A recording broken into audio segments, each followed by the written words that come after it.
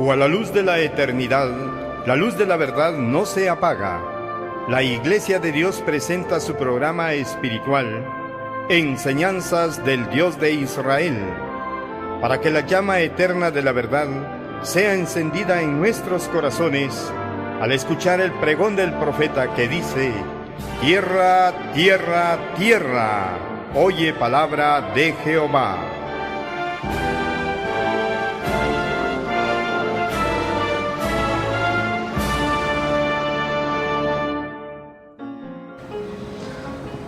Apreciables televidentes de Teleoccidente, Canal 9, muy buenas tardes y un saludo cordial a usted donde quiera que está visualizando en estos momentos.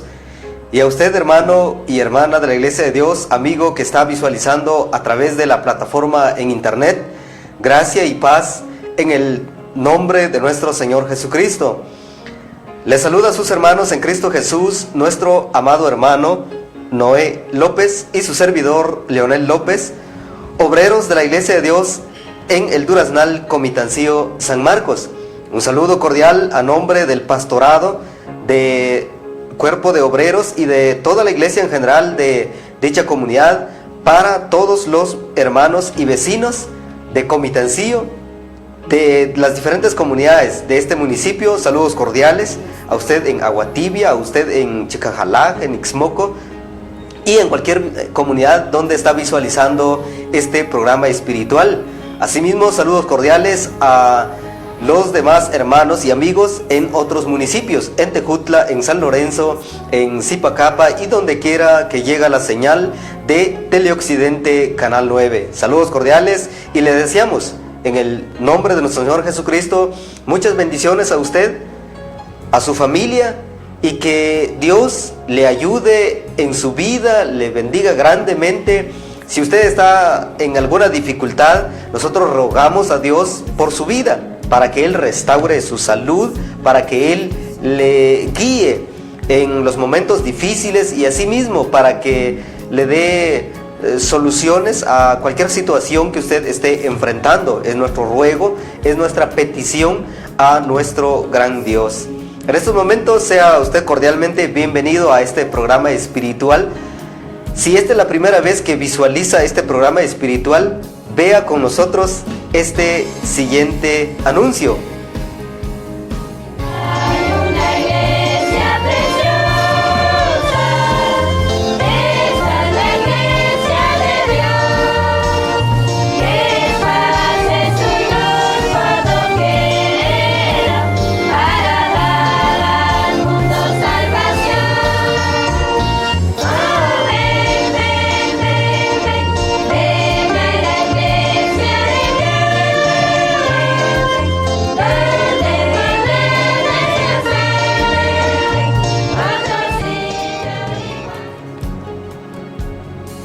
Así es, entonces, cordialmente invitados a sintonizar este programa espiritual los días martes y jueves en el horario de 18 a 19 horas. Asimismo, puede volver y puede visualizar este programa o las lecciones que nosotros compartimos en la plataforma en internet.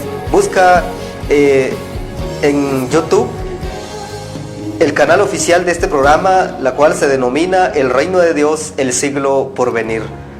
Y para iniciar con este programa, pues vamos a pedir la dirección a nuestro Dios para que Él nos ilumine en el estudio de su palabra en esta tarde noche. Acompáñanos en esta oración y juntos elevemos nuestra petición a Dios para que Él nos bendiga a lo largo de este tiempo. Oremos. Bendito y amoroso Padre que estás en los cielos, gracias te damos en esta hora de la tarde, una tarde fresca y soleada acá en el casco urbano de Comitancillo. Te damos gracias porque nos has traído con bien desde nuestros hogares hasta acá en las cabinas de Teleoccidente Canal 9. Gracias por el día que ya está pasando.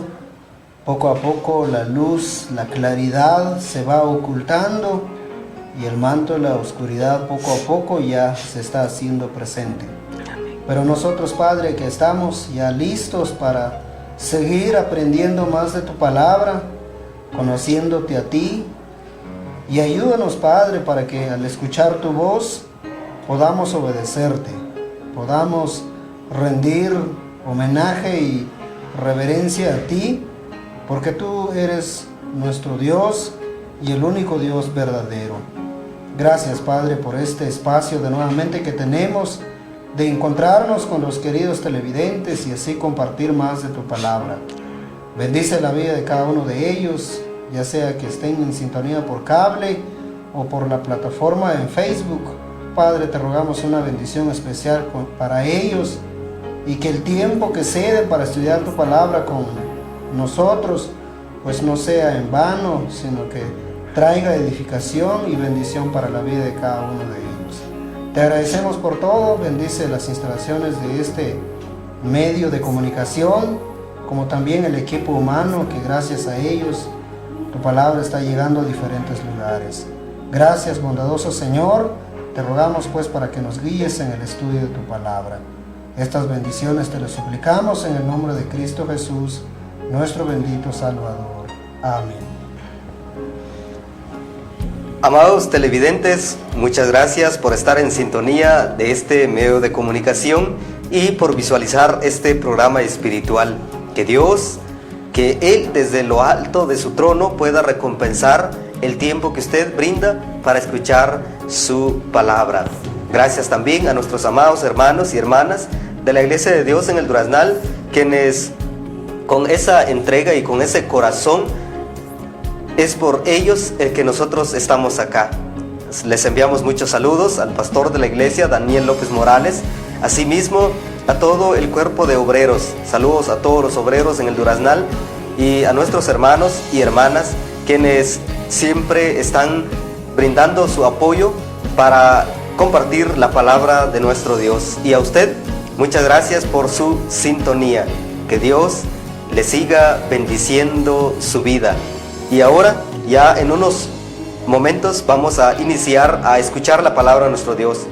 Le vamos a suplicar que prepare su corazón, que prepare también alguna nota, algún cuaderno, para poder apuntar lo que la palabra nos va a enseñar en esta tarde-noche. Pero sobre todo, que también se acomode para poder escuchar la palabra de nuestro Dios. Le recordamos que escuchar la palabra de nuestro Dios es escuchar la dulce voz de Dios. Escuchar una prédica, una lección de la palabra de nuestro Dios, es escuchar la voz celestial, es escuchar esa voz que viene de lo alto, lo cual, como dice un escritor de la Biblia, habla, Señor, que tu siervo escucha. Lo mejor que usted pueda brindar a lo largo de este tiempo para nuestro Dios es escucharle a Él, prestarle una atención a su palabra, y para que al momento de ya aprender de la palabra de nuestro Dios, Él pueda hablarnos a nuestro corazón. Y ahora le suplicamos que si usted no se ha suscrito en el canal oficial de este programa, le invitamos a que pueda suscribirse.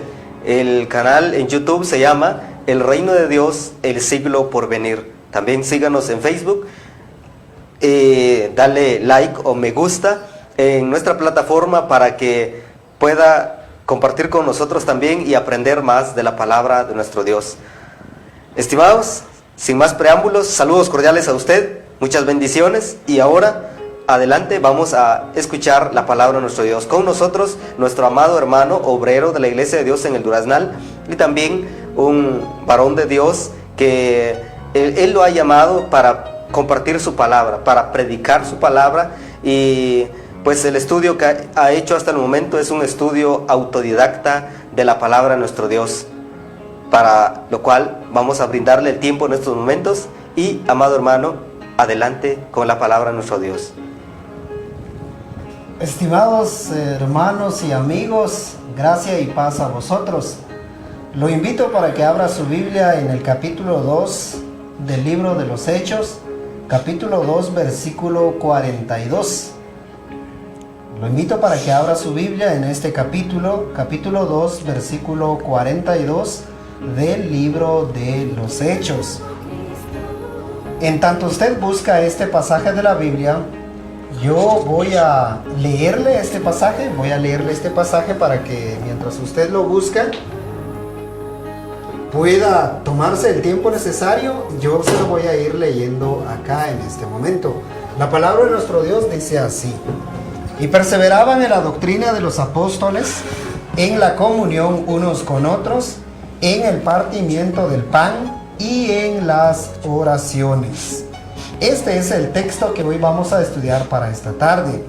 El tema que hoy vamos a estudiar se intitula La Iglesia de Dios Primitiva, una iglesia de oración. La Iglesia de Dios Primitiva, una iglesia de oración. Este pasaje lo encontramos en el libro de los Hechos. Algunas palabras que tenemos que decir respecto al libro de los Hechos es que Hechos es el volumen de la cronología de la iglesia. Hechos enumera de manera clara, breve y sucinta la historia cronológica de la iglesia. La iglesia empieza en Hechos y es Hechos el que habla detalladamente respecto a la iglesia. Hechos es el primer volumen que habla de la historia de la iglesia. El segundo volumen que lo complementa son las epístolas paulinas y las generales. Hechos es un documento específicamente de la historia de la iglesia. En Hechos se habla del nacimiento de la iglesia y esto sucede en el día de Pentecostés. La historia de la iglesia empieza en el Pentecostés y termina hasta el encarcelamiento de Pablo en Roma. Hechos narra la vida de la iglesia por 3 décadas, es decir, 30 años. La iglesia empieza en Jerusalén con creyentes meramente judíos hasta llegar a lo más lejos del Imperio Romano con la inclusión de los gentiles a la iglesia. La iglesia nace en Jerusalén y es formado por judíos. Pero a medida que pasan los años, también el mensaje de la salvación, el mensaje del reino de Dios, se va expandiendo en todo el Imperio Romano. Entonces se empieza con judíos y luego los gentiles son incluidos en la iglesia. En Hechos se habla del inicio de miles de iglesias en todo el Imperio Romano. La primera iglesia empieza en Jerusalén, pero 30 años después ya habían miles de iglesias a lo largo y ancho del Imperio Romano. Hechos narra cómo el Espíritu Santo guía, conduce, cuida, proteja e ilumina la vida de la iglesia. Hechos habla también de 2 grandes varones que son casi como los actores fundamentales del libro de los Hechos, a decir, Pedro. Pedro es el varón destacado en el libro de los Hechos. Luego empieza el ministerio del gran apóstol Pablo, el apóstol de los gentiles, quien lleva el mensaje, lo lleva de Jerusalén y lo expande a lo largo del Imperio Romano. Hechos, el libro de los Hechos es un libro histórico. Aunque no con el hecho de ser histórico deja de contener enseñanzas teológicas. Hay varias enseñanzas teológicas en el libro de los Hechos. Sin embargo, la mayor parte de este libro es narrativa, es historia. Las doctrinas fundamentales del que Hechos habla son varias, pero tan solo recordemos unos 3. Por ejemplo, la salvación. La salvación se habla desde Hechos 1:1 y sigue hablándose hasta Hechos 28. Este es uno de los temas más grandes, más preciosos, más evidentes en el libro de los Hechos, la salvación. Luego también se habla de Jesús de Nazaret como el Mesías prometido.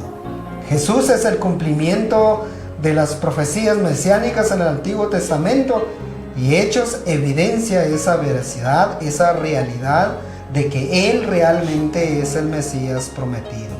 También se habla de la salvación por gracia, ya no por la ley mosaica o por el antiguo pacto, sino más bien la salvación es por gracia, por la fe en Cristo Jesús. El género de Hechos es historia narrativa.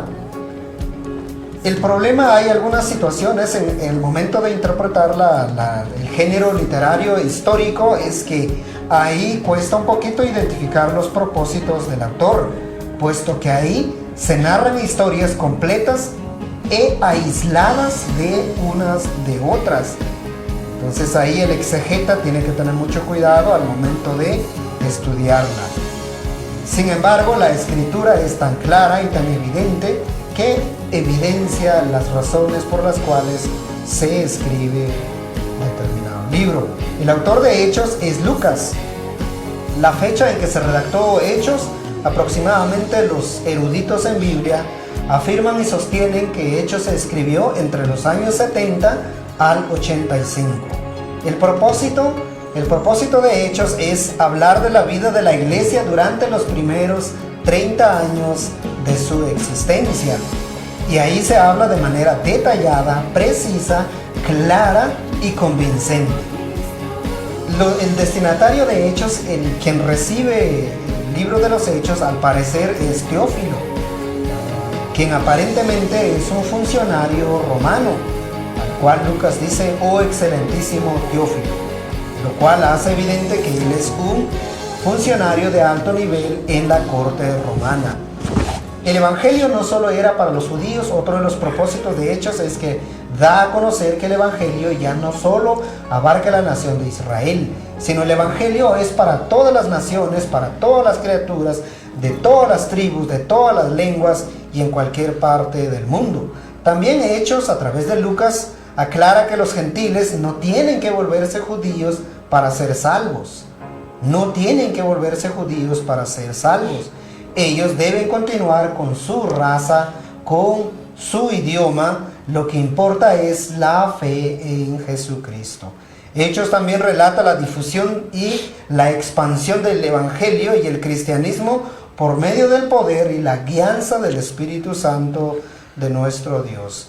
El trasfondo del capítulo 1, el capítulo 1 de Hechos, habla básicamente 4 temas. Primero, el propósito del libro, lo encontramos en los primeros 2 versículos. Luego, avanzando, encontramos la promesa de Cristo de la venida del Espíritu Santo. En el mismo capítulo 1 también encontramos la ascensión de Jesús a los cielos. Y por último, en el capítulo 1 encontramos la elección del sucesor de Judas Iscariote. Luego, llegando al capítulo 2, donde hoy vamos a estudiar, encontramos ahí que en el capítulo 2, en los primeros 11 versículos, encontramos la venida del Espíritu Santo. El Espíritu Santo desciende y los cristianos reciben el poder de lo alto. Luego encontramos la primera predicación del Evangelio, el primer discurso cristiano, y esto lo realiza Pedro. Esta es parte también del tema principal que abarca el capítulo 2. Y en tercero y último lugar encontramos la vida de los primeros cristianos. La vida de los primeros cristianos. ¿Cómo era la vida de ellos? Ahí en el capítulo 2 encontramos esto. Teniendo esto en mente, ya estamos preparados entonces de estudiar nuestro pasaje. ¿Se recuerda nuestro pasaje? El versículo base es el versículo 42 del capítulo 2, que dice así: y perseveraban en la doctrina de los apóstoles, en la comunión unos con otros, en el partimiento del pan y en las oraciones.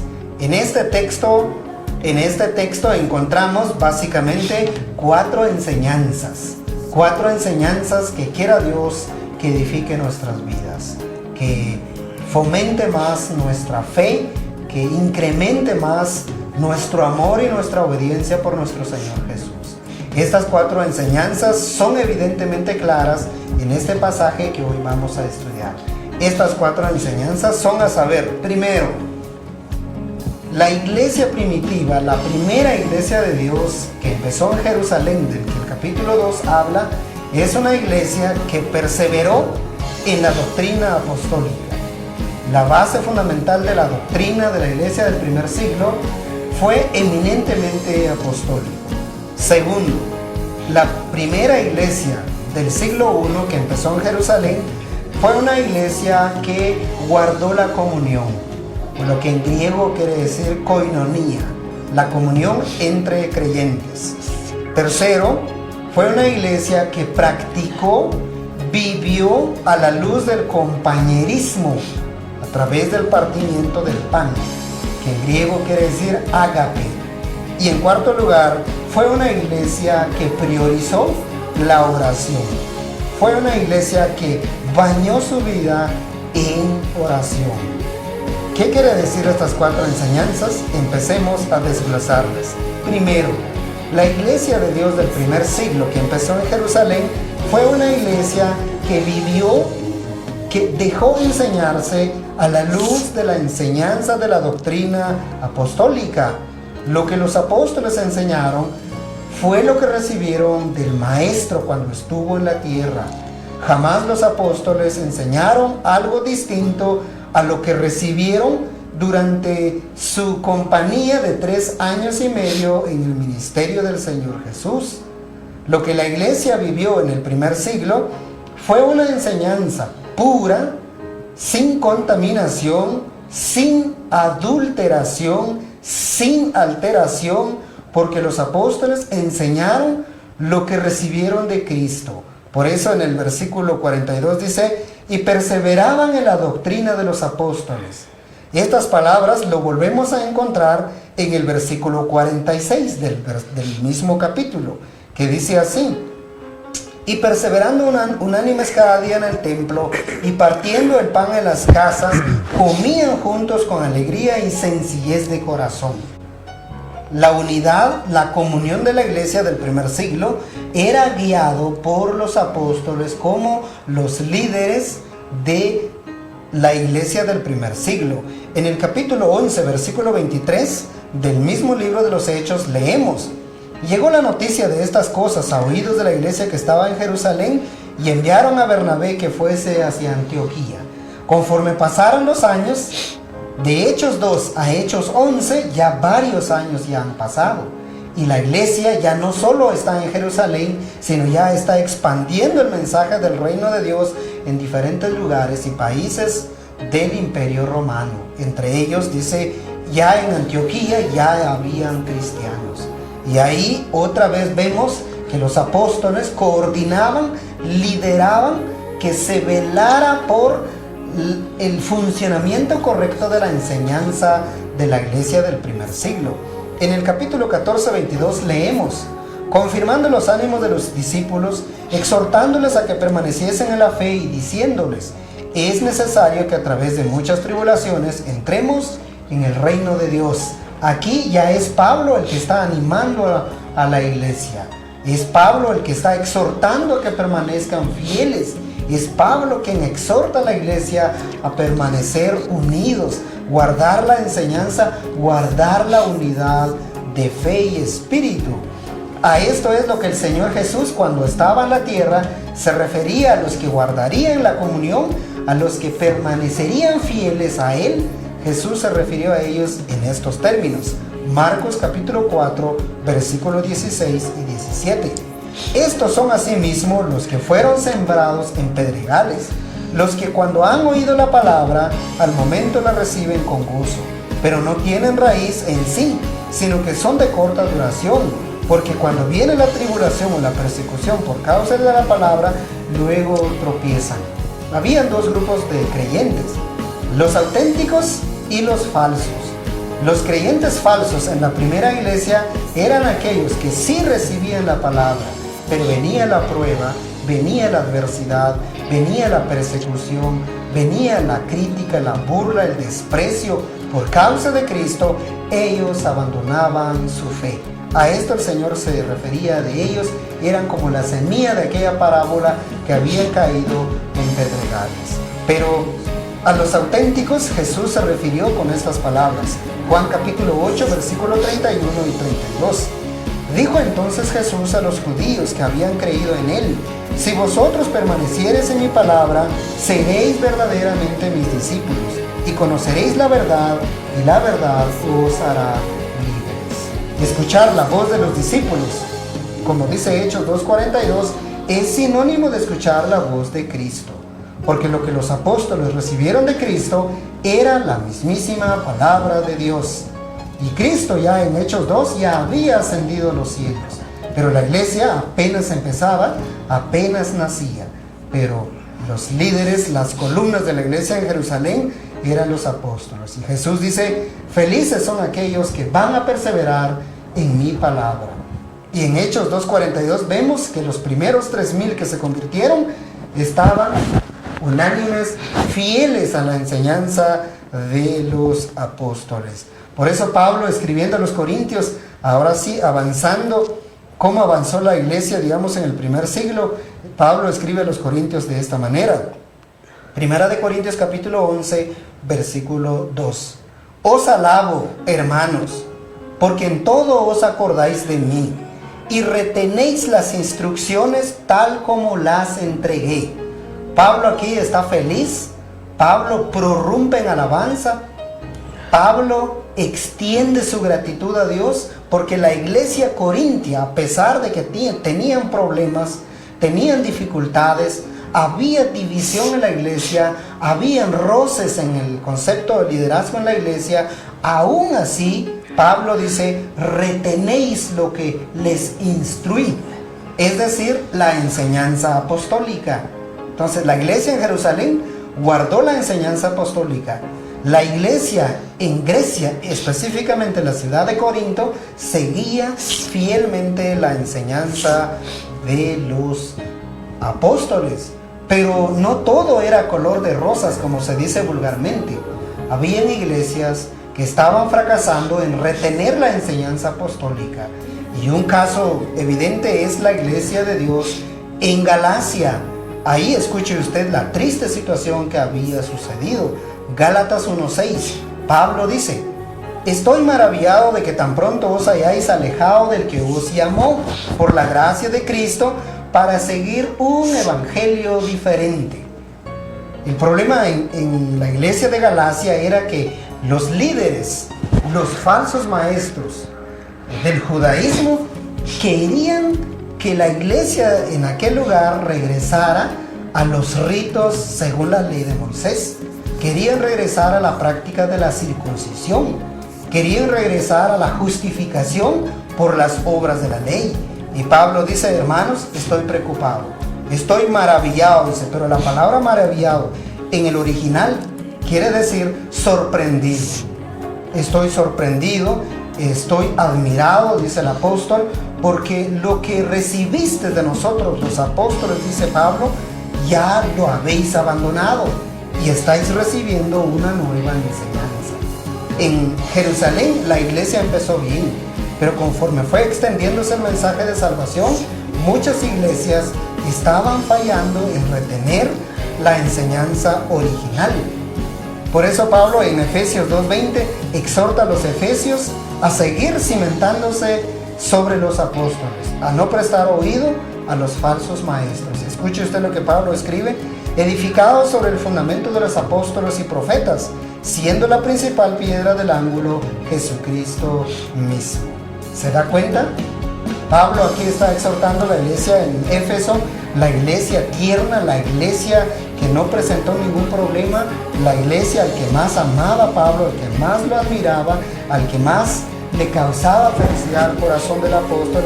Él exhorta a esta iglesia y dice, sigan edificándose, sigan sosteniendo la enseñanza apostólica. Y luego, escribiendo Pablo a los Colosenses, escribe, si en verdad permanecéis fundados y firmes en la fe, y sin moveros de la esperanza del evangelio que habéis oído, el cual se predica en toda la creación que está debajo del cielo, del cual yo, Pablo, fui hecho ministro. Pablo le escribe a los Colosenses, permanezcan en la enseñanza apostólica que se les ha enseñado. Permanezcan. Primera enseñanza que encontramos en Hechos 2:42, la iglesia del primer siglo se apegó único y exclusivamente a la enseñanza que los apóstoles predicaron. Porque lo que predicaron los apóstoles fue lo que Jesús les predicó y les enseñó a ellos. Segundo, la iglesia del primer siglo guardó la comunión, la koinonía. Una enseñanza sin la práctica es una enseñanza vacía.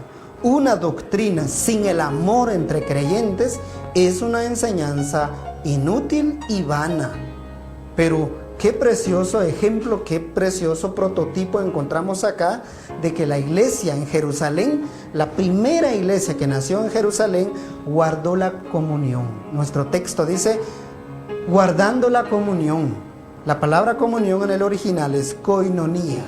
Esta koinonía es un amor filial, es un amor de hermanos, un amor de creyentes, un amor auténtico que se guardaban entre ellos mismos. Estas palabras lo encontramos también en Hechos capítulo 4, versículo 23. Y puestos en libertad, vinieron a los suyos y contaron todo lo que los principales sacerdotes y los ancianos les habían dicho. Cuando los apóstoles empezaron a predicar, obviamente trajo persecución, desprecio, hasta la cárcel. Pero cuando los apóstoles eran liberados, ¿dónde terminaban? Con los hermanos, quienes los estaban esperando con el amor de Cristo que había en sus corazones. Qué hermoso es ver la iglesia del primer siglo guardando la comunión, apoyándose los unos a los otros, apreciándose y tratándose con el amor de Cristo que había en sus corazones. Cuando los apóstoles fueron encarcelados y fueron puestos en libertad, terminaron con la iglesia, platicando, conversando, compartiendo y ayudándose los unos por los otros. Estas mismas palabras encontramos en el capítulo 5, versículo 12 al 14, donde leemos: y por la mano de los apóstoles se hacían muchas señales y prodigios en el pueblo, y estaban todos unánimes, koinonía, en el pórtico de Salomón. De los demás ninguno se atrevía a juntarse con ellos, mas el pueblo los alababa grandemente. Y los que creían en el Señor aumentaban más gran número, así de hombres como de mujeres. Conforme pasaron los meses, pasaron los años, la iglesia seguía guardando comunión, cimentados en la enseñanza de los apóstoles. No una enseñanza vacía, sino una enseñanza que fomentó el amor, que promovió el amor, que promovió la unidad y promovió la buena comunión entre cristianos. Estas mismas palabras encontramos en 1 de Juan capítulo 1, versículo 3 y el versículo 7, donde leemos: lo que hemos visto y oído, eso os anunciamos, para que también vosotros tengáis comunión, koinonía, con nosotros. Y nuestra comunión verdaderamente es con el Padre y con su Hijo Jesucristo. Versículo 7. Pero si andamos en luz como Él está en luz, tenemos comunión unos con otros. Y la sangre de Jesucristo, su Hijo, nos limpia de todo pecado. Estar en comunión no es simplemente estarnos reunidos literalmente, sino significa que guardar comunión significa que tenemos que vivir a la luz de la enseñanza apostólica. Y Juan, escribiendo la primera carta acá, él menciona que la verdadera comunión es aquella que está apegada a la enseñanza auténtica de Jesucristo por medio de los apóstoles. Una vida llena de luz, una vida apegada a la verdad, una vida que defiende la sana doctrina, una vida que defiende y proclama la palabra de Dios. Esa es la verdadera comunión. No necesariamente estar juntos, amontonados, eso es comunión. No necesariamente, sino significa que donde quiera que trabaja cada cristiano, donde se desenvuelve cada día, aún así guarda unidad en enseñanza, en fe y en conducta. Esta es la segunda enseñanza que encontramos en este pasaje. Primero, una iglesia apegada a la doctrina apostólica. Segundo, una iglesia que vivía en una comunión preciosa y maravillosa a la luz del amor de Cristo. ¿Cómo era la iglesia del primer siglo? En tercer lugar, era una iglesia que practicaba el compañerismo a través del compartimiento del pan, del cual encontramos en el mismo versículo 42. Esta era una comida que la iglesia preparaba ya sea antes o al finalizar los servicios de adoración. Y este alimento, este amor, esta comunión, esta evidencia de compañerismo de la iglesia es a lo que se llama amor ágape. Era el amor de creyente a creyente. Ellos compartían un pan, compartían una comida como muestra de unidad al ser una sola familia, ser la familia de Dios. Esto lo encontramos también en el versículo 46 del mismo capítulo 2, donde se lee: y perseverando unánimes cada día en el templo y partiendo el pan en las casas, comían juntos con alegría y sencillez de corazón. Tercera característica de la iglesia del primer siglo: primero, era una iglesia que guardaba fielmente la enseñanza apostólica. Segundo, una iglesia que practicaba la verdadera comunión. Tercero, era una iglesia que practicaba el compañerismo al guardar unidad en todo sentido. Y en cuarto lugar, era una iglesia que tenía como prioridad principal para bañar su vida espiritual, ser una iglesia de oración. En el versículo que hemos leído dice: y cada día en oración. Una verdadera enseñanza lleva a la iglesia a tener comunión, y esta comunión se evidencia mediante un compañerismo profundo entre creyentes y finaliza rebosando el corazón del creyente en oración. Orar es hablar con Dios, es agradecer las maravillas de este Dios. En el versículo 14 del capítulo 1 leemos: todos estos perseveraban unánimes en oración y ruego. Así era la iglesia del primer siglo, oraba constantemente. En el versículo 31 del capítulo 4, cuando hubieron orado, el lugar en que estaban congregados tembló. En el capítulo 6, versículo 4 leemos: y nosotros persistiremos en la oración y en el ministerio de la palabra. En Romanos 12, Pablo escribe a los cristianos romanos diciendo: gozosos en la esperanza, sufridos en la tribulación, constantes en la oración. La iglesia de Jerusalén era una iglesia que se caracterizaba, en cuarto lugar, por una vida profunda de oración. La iglesia en Roma también eran exhortados a ser una iglesia de oración. La iglesia de los Efesios, también Pablo dice: orando en todo tiempo. Capítulo 6, versículo 18. La iglesia en Colosas, en la ciudad de Colosas, 4:2 de Colosenses, Pablo dice: perseverad en la oración.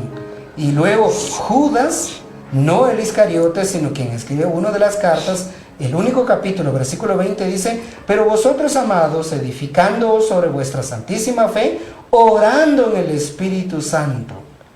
Así era la iglesia del primer siglo, una iglesia de oración, una iglesia que fomentaba la oración constante. No es aquella oración que muchas veces conocemos hoy, una oración de un minuto y medio, sino era una intimidad con Dios, tal como Cristo hacía. Pasaba noches, pasaba horas hablando con el Padre. Y la iglesia hacía eso, seguía fielmente el ejemplo del bendito Maestro. ¿Qué significa este mensaje para nosotros hoy? ¿Qué quiere decir este prototipo, este ejemplo que estamos viendo en esta tarde? Primero, la iglesia de hoy debe continuar fielmente a la enseñanza apostólica. Por ejemplo, Pablo, escribiendo a Timoteo, dice en el tercer capítulo de la segunda carta, versículo 14, dice: pero persiste tú en lo que has aprendido y te persuadiste. Persiste en lo que has aprendido. La iglesia de hoy debe persistir en la verdadera enseñanza apostólica, tal como la iglesia del primer siglo lo hizo. Pedro, escribiendo a los expatriados, exhorta a hacer lo mismo en la segunda carta, capítulo 3, versículos 17 y 18. Así que vosotros, oh amados, sabiéndolo de antemano, guardaos, no sea que seáis arrastrados por el error de los inicuos. Hay falsa enseñanza hoy, hay falsos maestros hoy, hay enseñanzas fuera de la escritura hoy, los hay. Y la exhortación para nosotros hoy es seguir fielmente la enseñanza apostólica, tal como la iglesia hizo en el primer siglo. Segundo, debemos seguir guardando la comunión. la coinonía. Debemos de ser un pueblo unido, una iglesia unida, una iglesia donde rebose el amor, rebose en la transformación que Cristo ha hecho en nuestras vidas. En 1 de Juan capítulo 1 versículo 3 leemos esto: lo que hemos visto y oído, eso os anunciamos, para que también vosotros tengáis comunión. Tenemos la palabra escrita, la palabra infalible, y ahí tenemos el consejo completo para nuestras vidas como iglesia hoy. Primero, debemos ser fieles a la enseñanza. Segundo, debemos de guardar la comunión. Y en tercer lugar, debemos de guardar el compañerismo entre nosotros. Y en cuarto lugar, debemos ser una iglesia llena de oración. Una iglesia que fomente la oración constante, donde se hagan rogativas a Dios, tal como Pablo dice a los Efesios en el capítulo 6, versículo 18, orando en todo tiempo con toda oración y súplica en el Espíritu, y velando en ello con toda perseverancia y súplica por todos los santos. La iglesia de hoy debe regresar a como fue la iglesia del primer siglo. Los tiempos han cambiado, pero la iglesia debe ser la misma, debe ser fiel a la enseñanza apostólica, debe ser fiel a la enseñanza de la Escritura. Y finalmente, ¿cuál es la misión de la iglesia en pleno siglo XXI? La misión de la iglesia en pleno siglo XXI es enseñar la verdad, tener la verdad, defender la verdad, proclamar la verdad. Eso fue lo que Pablo escribió a Timoteo en su primera carta, en el capítulo 3, versículo 15. Para que si tardo, sepa cómo debes conducirte en la casa de Dios, que es la iglesia del Dios viviente, columna y baluarte de la verdad. ¿Por qué la iglesia de Dios se llama columna y baluarte de la verdad? Porque esa es su misión. Debe tener la verdad, debe enseñar la verdad, debe sostener la verdad, levantar en alto la verdad y defender la verdad. Esa es la misión de la iglesia en estos tiempos. Y usted, estimado amigo, que no pertenece a la iglesia de Dios, ¿qué espera usted? Usted debe hacer propias estas palabras. Debes hacer tuyas estas palabras que leemos en esta escritura, Hechos 2:47, alabando a Dios y teniendo favor con todo el pueblo, y el Señor añadía cada día a la iglesia los que habían de ser salvos. Desde el año 33, cuando empezó la iglesia, el Señor ha estado añadiendo hombres y mujeres que van a ser salvos. Y usted, que no ha venido a los pies de Cristo, no pertenece a la iglesia, no sigue al Señor de la iglesia, debe hacer suyo estas palabras. Usted debe procurar ser parte de aquellos que están siendo salvos cada día. Tiene que venir en fe y arrepentimiento y decir: Señor, como dijo el apóstol Pablo en Hechos 8, donde él dice: Señor, ¿qué quieres que yo haga?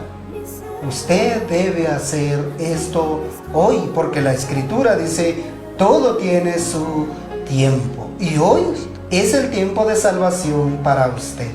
Usted debe venir a los pies del Señor para que tenga comunión con Dios y su pueblo, para que tenga compañerismo con Cristo y su pueblo, y para que usted tenga acceso al Padre por su fe y arrepentimiento en Cristo Jesús. Que el Señor haga esa obra en su corazón. Que Dios bendiga su palabra en su corazón. Amén.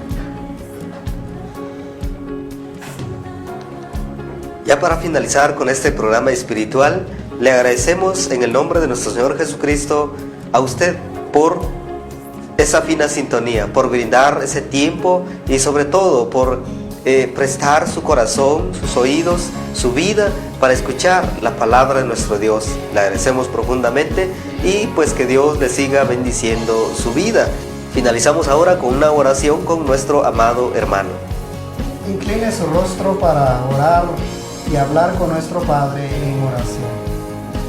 Bendito y amoroso Padre que estás en los cielos, gracias por enseñarnos tan claramente en tu palabra Anhelamos ser esa iglesia que, como fue tu iglesia, Padre, en el primer siglo, hombres y mujeres que guardaron fidelidad doctrinal, hombres y mujeres que guardaron una verdadera comunión, demostraron el amor que habías hecho por ellos, guardaron ese compañerismo y sobre todo fueron una iglesia llena de oración, rogaban y suplicaban por todos los hombres.